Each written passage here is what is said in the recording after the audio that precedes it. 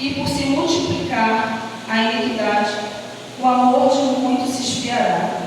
Mas aquele que perseverar até o fim será salvo. Os irmãos podem se sentar em nome de Jesus.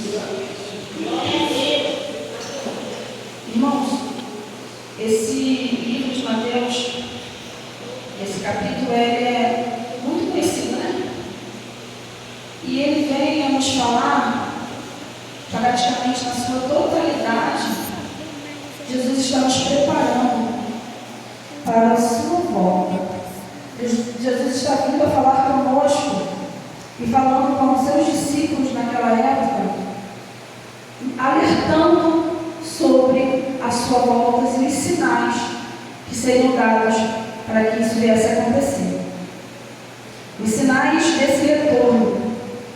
Na Bíblia diz que Jesus estava no templo e os seus discípulos quiseram mostrar a ele as edificações, né? E ali ele disse que, em verdade, não ficaria pedra sobre pedra naquele tempo. E após isso ele está no Monte das Oliveiras e vem os seus discípulos a ter com ele, para que Jesus revelasse para eles no particular, porque no texto diz que eles foram a Jesus no particular. Eu creio que eles queriam que Jesus revelasse somente a eles, tivesse um privilégio sobre os demais, e Jesus viesse a revelar o momento e os sinais que seriam dados. Jesus não revelou o momento, não revelou a hora, não revelou o dia, mas ele deu sinais para que nós entendêssemos que já chegaria a hora desse retorno. E na palavra diz que ele diz que se levantariam muitos profetas, muitos em seu nome, falsos profetas, falsos cristos, e nos alertou para que nós não viéssemos a nos enganar, nos permitir a cair nos enganos que o mundo irá nos apresentar. Que falsos profetas se levantarão em nome de Jesus para nos enganar. Então ele já está nos alertando para que nós fiquemos vigilantes, para que a gente não caia nas mentiras desses falsos profetas. Jesus disse também que haveria guerras, rumores de guerra. E, irmãos, o que eu até o momento falei de sinais aqui que já não está acontecendo? O que já foi falado aqui até o momento que já não está acontecendo nos nossos dias atuais? Até o momento eu vejo que tudo isso já vem acontecendo. Muitas coisas já vêm sendo sinalizadas para nos demonstrar que esse retorno está próximo. Mas Raquel, já tem 30 anos que eu sou crente, já tem 30 anos que eu escuto esse retorno. Mas e aí, você vai escolher a deixar de estar vigilante porque já se passaram 30 anos? A gente vai deixar de acreditar que essa promessa é verdadeira porque já se passaram 30, 50 anos? Ele não nos deixou data, não nos deixou dias para que a gente ficasse em vigilância sobre esses dias. E esses dias são os dias que nós estamos vivendo. Na palavra também diz que ele diz que não vos assusteis, porque grandes coisas terríveis virão acontecer.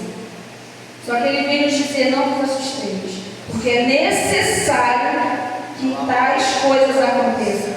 Meus irmãos, muitas vezes nós levantamos orações e clamores por determinadas coisas, mas existem coisas, meus irmãos, que não vai ter como.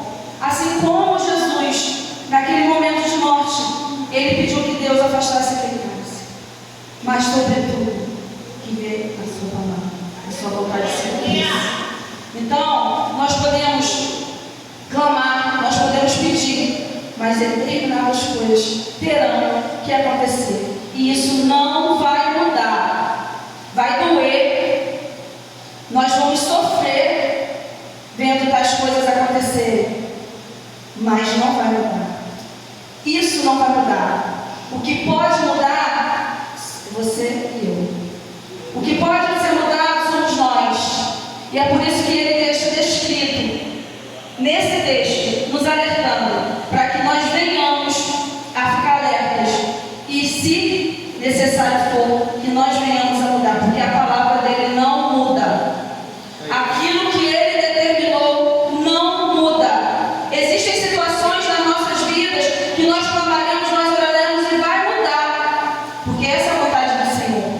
Mas existem coisas, meus irmãos, que não tem. É necessário que aconteça. E nós, como pessoas que estamos aqui, crendo na sua volta, desejando a sua volta, para que a palavra dele se cumpra, nós temos que entender que não vai mudar. Tais coisas descritas aqui terão que acontecer. Tais coisas aqui não tem jeito. É fato. Só não sabemos o dia e a hora. Estes são os sinais. E nesse texto que eu acabei de ler diz sobre a iniquidade. Por multiplicar a iniquidade, o amor de muitos esfriará. Precisamos entender o que significa iniquidade. Iniquidade no termo bíblico dizendo significa pecado. Só que ele é um pecado, vamos dizer, diferente. Porque o pastor Márcio vive aqui dizendo que Deus odeia o pecado, mas ama o pecador. Porém, a iniquidade, meus irmãos, vem ser um pecado contínuo e consciente. Sabe aquele pecado que você comete sabendo que é pecado e vai se repetindo constantemente? Sabe aquele pecado que você sabe conscientemente que não deve fazer, mas repetidamente você vai cometendo? Aleluia! Isso se trata de iniquidade. Aquele pecado que você e eu sabemos que não devemos cometer, mas continuamos permanentemente cometendo. Isso é iniquidade. E na palavra diz que a iniquidade se multiplicaria e assim o amor de muitos se esfriaria. Então eu creio que, se ele está dizendo aqui também, taxativamente, que é por conta da multiplicação da iniquidade, o amor de muitos se esfriaria, isso quer dizer que isso também não vai mudar. Por conta da iniquidade, o amor de muitos se esfriará. O amor de muitos já está se esfriando. Isso é perceptível nos mundos atuais. Nós percebemos que o amor de muitos está escorrendo pelos seus dedos, pelas suas mãos. Está escorrendo pelas nossas mãos. O amor de muitos. E a gente vai entender que é até compreensível que esse amor venha a se esfriar. Sabe? E que tipo de amor e que tipo, por conta de que iniquidade que eu estou falando, que é compreensível? Muitas das vezes, meus irmãos, nós deixamos de fazer o bem. Nós deixamos de ajudar um irmão, um próximo, ou alguém que a gente não conhece, por medo. Porque nós sabemos como está violento esse mundo. Então a gente às vezes teme em fazer algo, porque a violência nos leva a deixar de estender a mão a uma pessoa na rua. Porque não sabemos se aquela pessoa irá nos fazer um mal, se aquela pessoa vai nos causar um dano. Então a gente vai se acostumando a deixar o amor, a deixar de amar.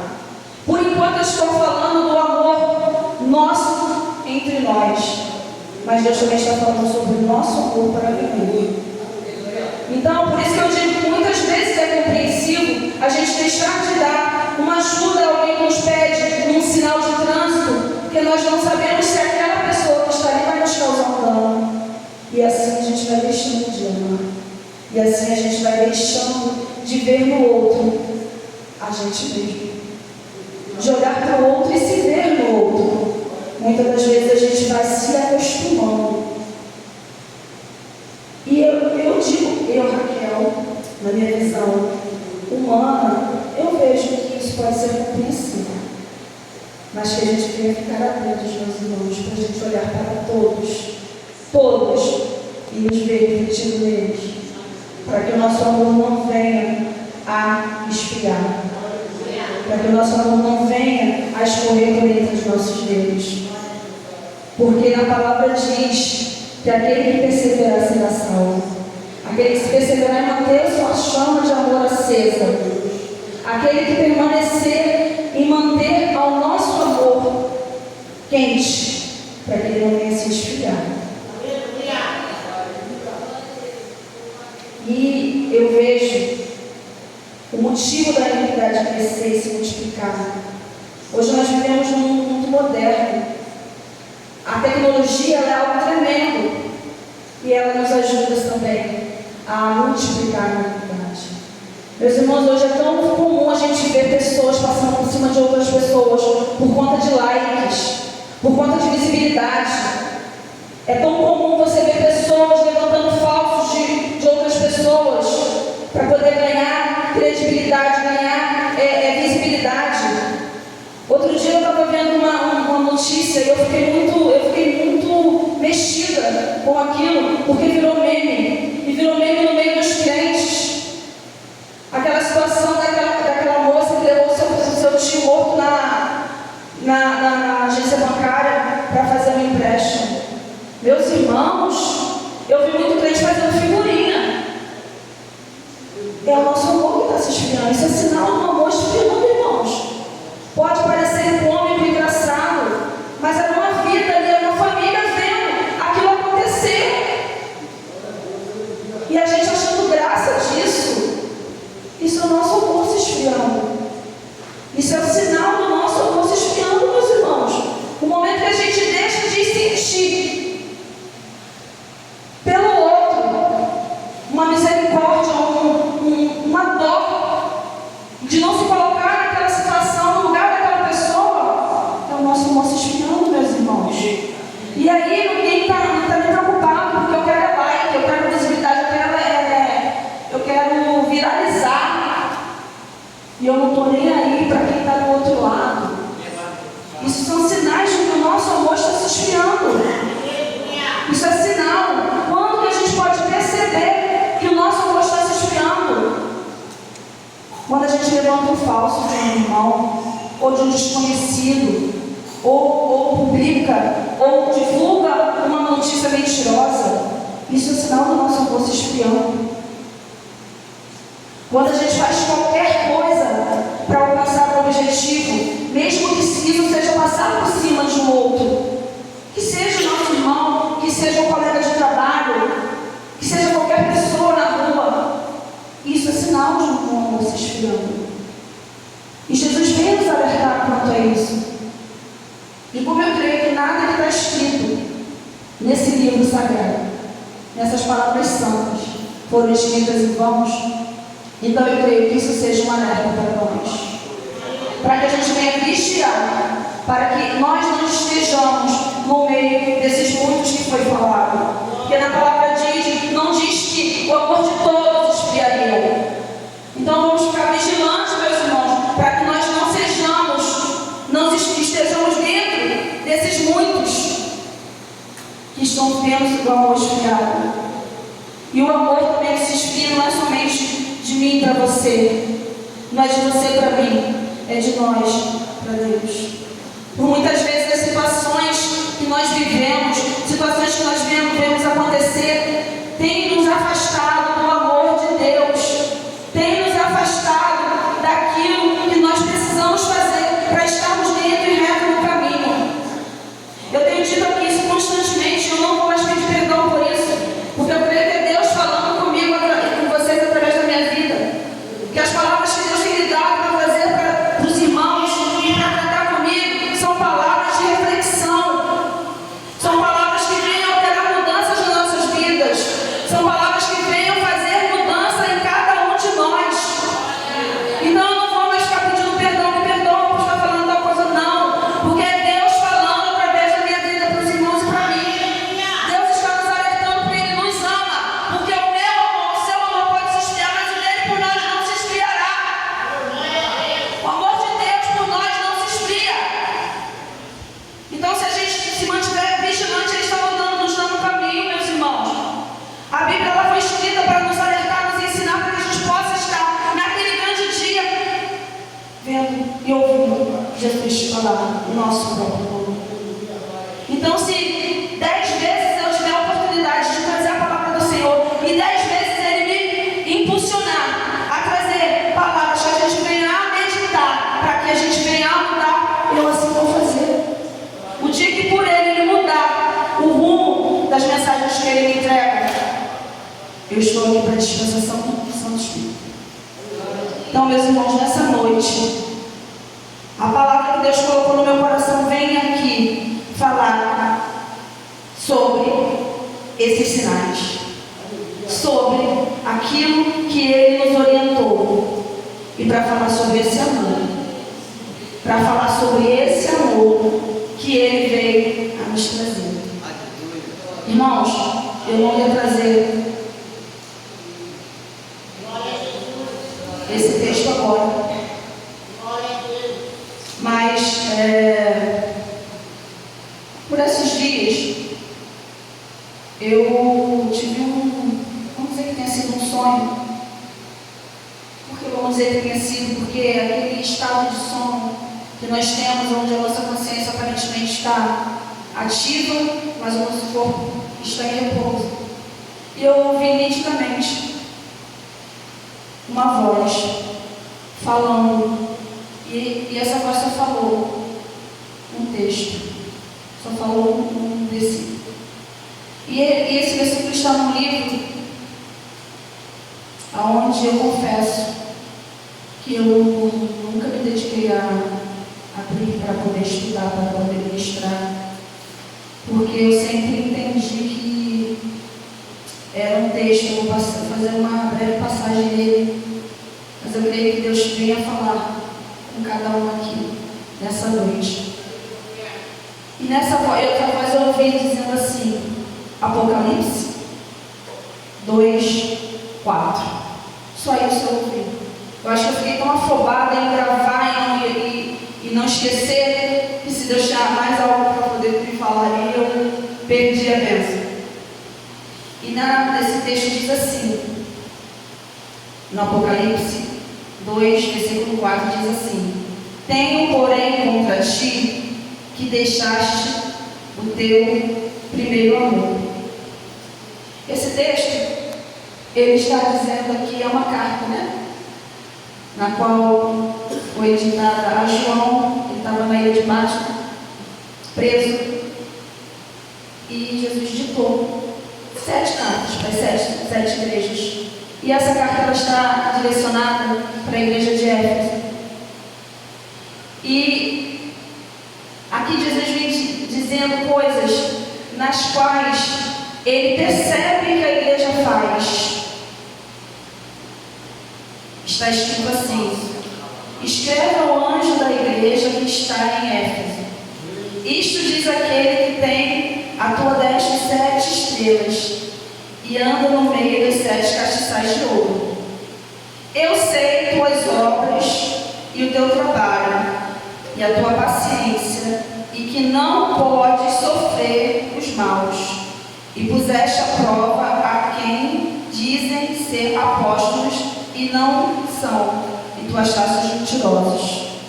E sofreste e tem paciência e trabalhaste pelo meu nome e não cansaste.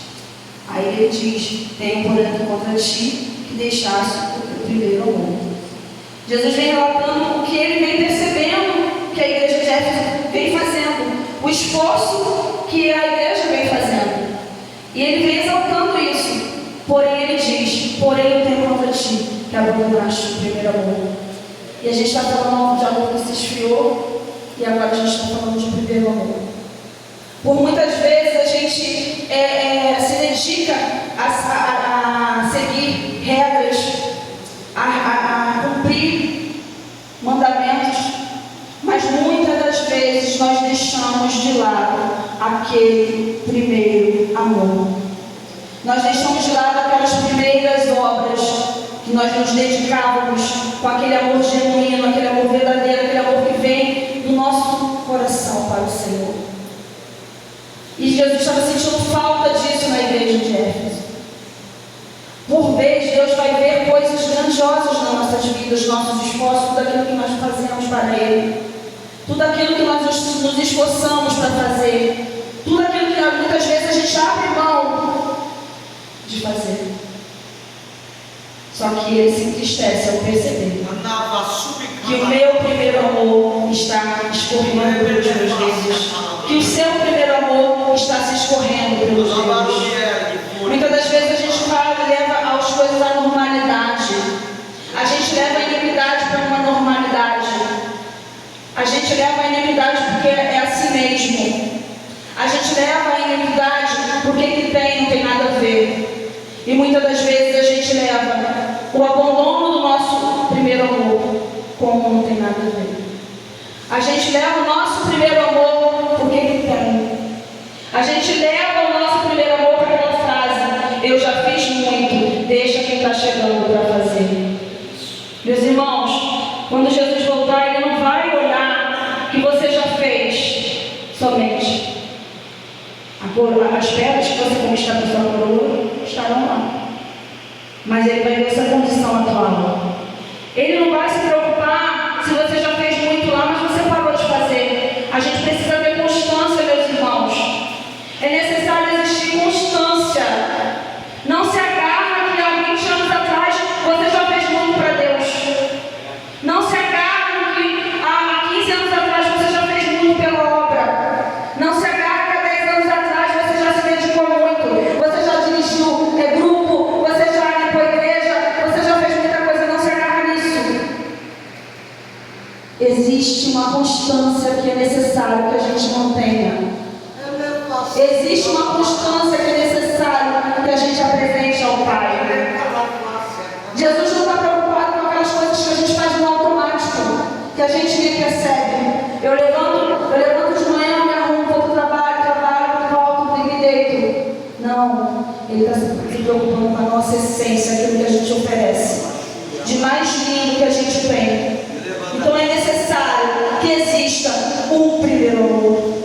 É necessário que a gente se mantenha no primeiro amor. Eu já ouvi assim, de algumas pessoas dizerem assim: você está no primeiro amor. Querendo dizer, daqui a pouco passa. Mas eu profetizo para a minha vida que o meu primeiro amor se manterá.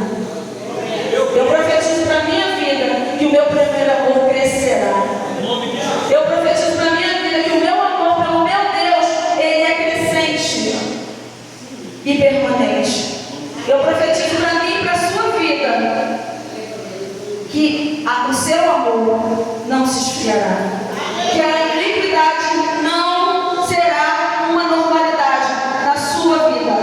Eu profetizo para a sua vida que o seu amor por esse Deus será crescente e permanente, que você não permitirá que as coisas do mundo venham fazer o seu amor se esfriar, que não venha te tirar do seu primeiro amor. Não importa quanto tempo você está na presença, que esse primeiro amor se mantenha, que ele não se diminua, que não importa o que se levantar, porque sabemos que para a gente estar aqui, para vocês estarem aí, você não entrou por essas portas à toa.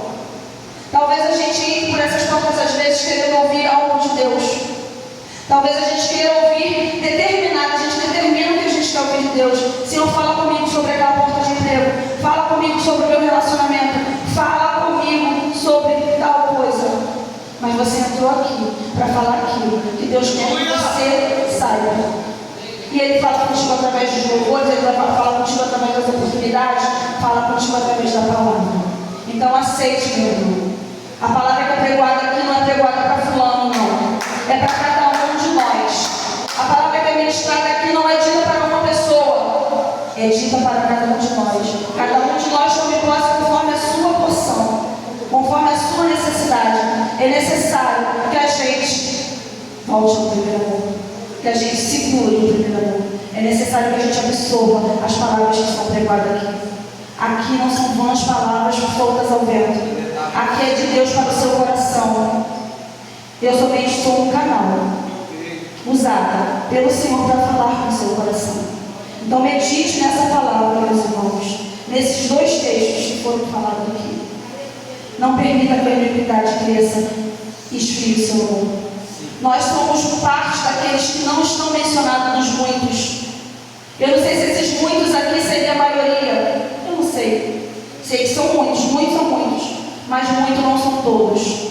Então eu quero crer que totalidade que estamos aqui dentro dessa igreja nessa noite, fazemos parte daqueles que não permitirão que o nosso amor se esfrie, que seja o nosso amor ao nosso próximo